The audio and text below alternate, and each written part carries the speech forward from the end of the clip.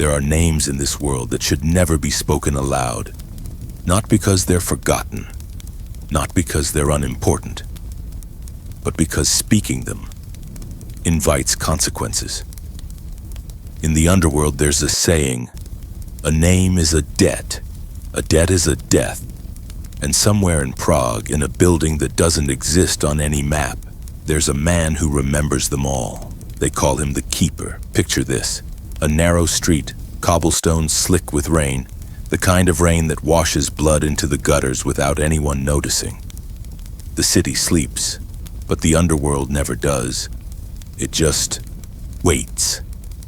Inside a forgotten bookshop, the kind tourists walk past without a second glance, there's a door. Behind the door, a staircase. And at the bottom of those stairs, past locks that would make a bank vault jealous, sits a room.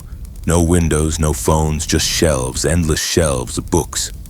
But not the kind you'd find in a library. These books contain names, contracts, markers, every deal ever made in the Continental system, every blood oath sworn, every life traded for another. All of it written in ink that never fades, on pages that never age. And the man who guards them? He's older than you'd think.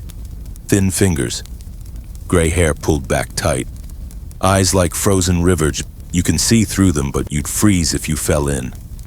His name was erased from the system 40 years ago. A ghost who tends to ghosts. They say he knew John Wick once, before the legend, before the Baba Yaga. Back when John was just a kid with too much anger and not enough sense, the Keeper saved his life. Once. And John never forgot. It's 3:47 a.m. when the door opens. No knock, no warning. Just the click of a lock that shouldn't have opened. The Keeper doesn't look up from his desk. He's writing. Always writing. Recording. Preserving. Because if the names are lost, the system collapses. Chaos. Anarchy. "You're early," he says, his voice like gravel wrapped in velvet. A shadow steps into the light. Black suit, white shirt, no tie, but it's not John. It's a woman, mid-30s. Dark hair braided tight against her scalp. Scar running from her left temple to her jaw. The kind you earn, not the kind you're born with. Her eyes are green. Cold green. Emerald ice. She carries a single red rose. The Keeper's hand stops moving. "No," he whispers. "Yes," she replies. She sets the rose on his desk. It's wilted, dying, but unmistakable. A blood marker, not hers and his. 43 years ago, the Keeper made a promise. He helped a young assassin escape Moscow when the Ruska Roma wanted her dead. She was 17, pregnant, desperate. He got her out. In return, she gave him a marker. One day, she said, "You'll need something impossible, and I'll make it possible." Then she vanished. The Keeper assumed she was dead. Most people who run from the high table don't last long. But here stands her daughter, and she's holding her mother's debt. "My name is Ivara," she says, "and I need you to erase someone." The Keeper shakes his head slowly. "I don't erase, I preserve." "You preserve lies," Ivara counters. "The whole system is built on them. You know it, I know it, and the name I want erased, it's the biggest lie of all." She slides a photograph across the desk. A man, silver hair, immaculate suit, smile like a knife. The Keeper's breath catches.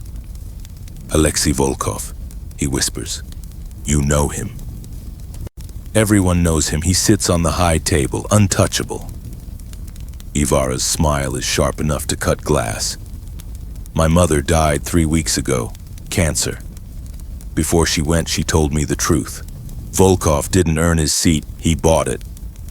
With blood that wasn't his to spend. He framed 12 people for crimes they didn't commit. Had them executed. Took their territory, their power, their names." She leans forward.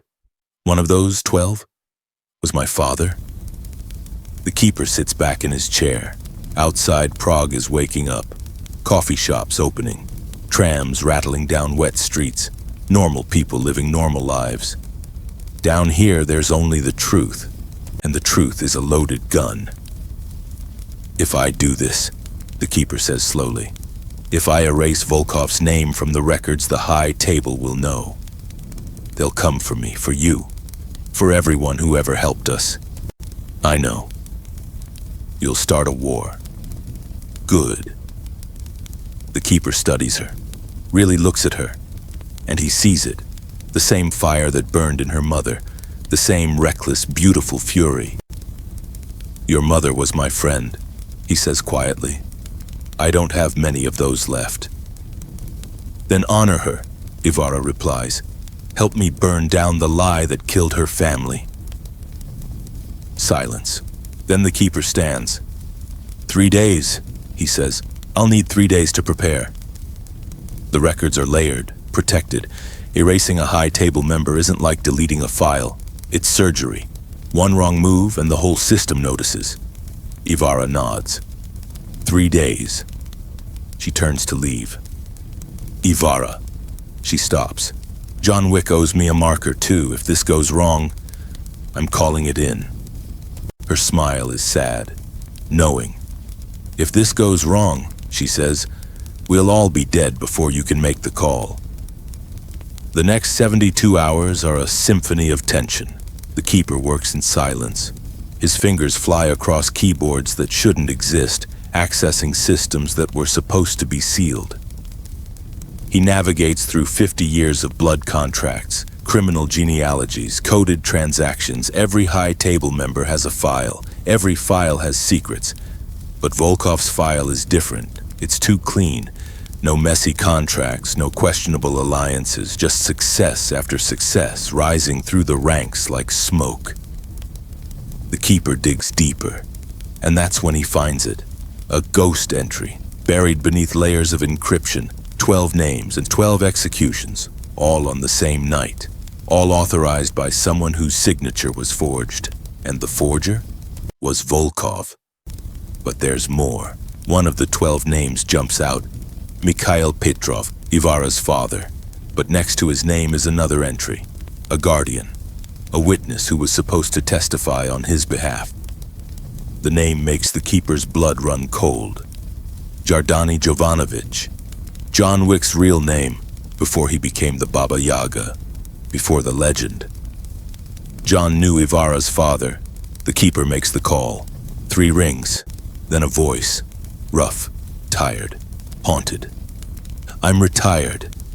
It's about Mikhail Petrov. Silence, long and heavy and thin. Where? John arrives at sunrise. He looks older. The beard is grayer, the eyes are harder. But the walk is the same. That perfect predatory grace. The keeper meets him at the door. You know why I called? John nods once. Mikhail saved my life in Budapest, 1997.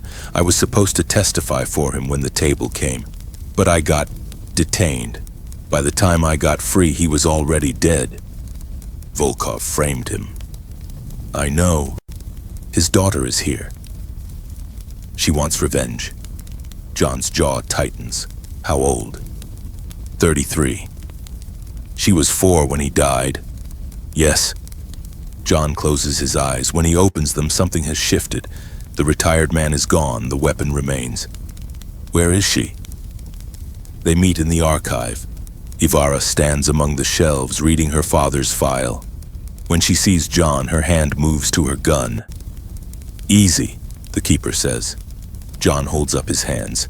Your father was a good man. I failed him. Ivarra's eyes narrow. You're John Wick. I am. My mother told me about you.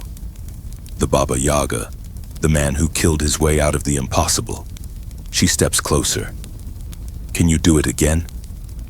I'm retired. So was my father.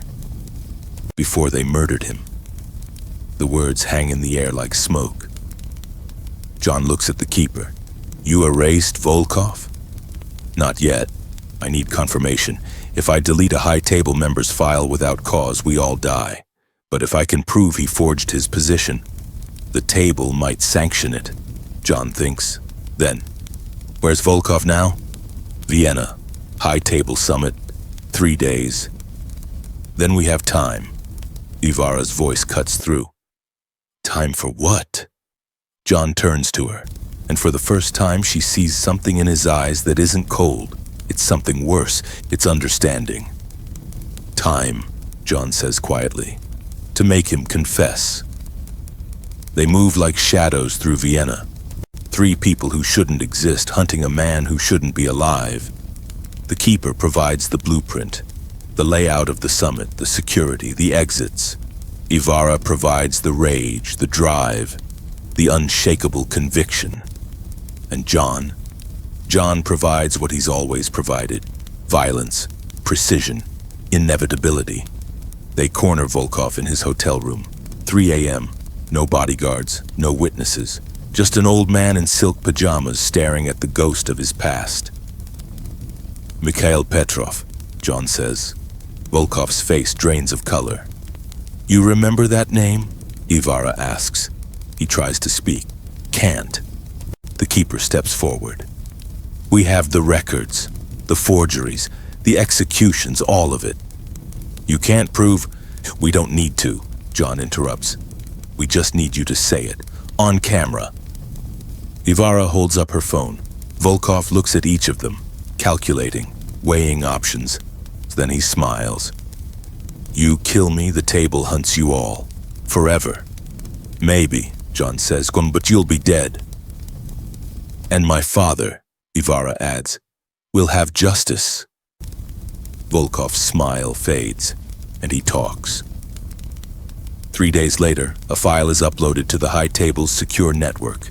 Video, audio, confession, Alexei Volkov, admitting to 12 murders, 12 forgeries, 12 stolen lives. By noon, his seat is empty, and by nightfall, his name is erased. Not from the keeper's books, those are permanent, but from the table's memory, as if he never existed at all. Ivara stands in her mother's gravesite. Fresh flowers, old grief. Did it help? John asks, standing a few feet behind her. She doesn't turn around. Does it ever? No, but we do it anyway. She finally looks at him. Why'd you help me? John is quiet for a long moment. Because, he says finally, your father deserved better than to die a liar's death, and because I know what it's like to lose everything and burn the world looking for answers. Did you find them? No, but I found peace. Where? John looks at the grave, at the flowers, at the name carved in stone. In knowing that some debts get paid. Back in Prague, the keeper adds a new entry to his books. Ivara Petrov, daughter of Mikhail, collector of debts. Next to it, a single note. Marker cleared, balance restored. He closes the book. Outside, the rain continues to fall, washing blood into the gutters, while the underworld sleeps with one eye open, waiting, always waiting, because there are names in this world that should never be spoken aloud, and some names are worth dying for.